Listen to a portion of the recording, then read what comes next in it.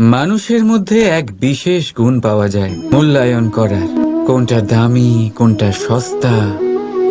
যেটা কিনতে গেলে অনেক মুদ্রা লাগে, অনেক পরিশ্রম লাগে, সেটা দামি। যেটা কিনতে গেলে কম মুদ্রা, কম পরিশ্রম লাগে, সেটা সস্তা। কিন্তু এটাই কি সম্পূর্ণ সত্য? এখন আপনার সামনে একটা পাত্র আছে যাতে জল ভরা আছে, আর একটা সোনার মুদ্রা। বলুন, এই দুই বস্তুর মধ্যে বেশি দামি কোনটা?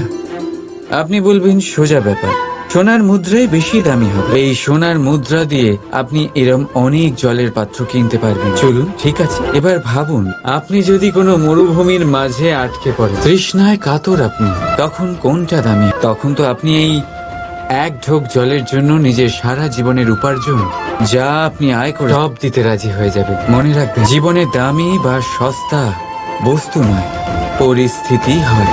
আর প্রয়োজনে যা কাজে আসে তার থেকে অমূল্য এই সংসারে আর কিচ্ছু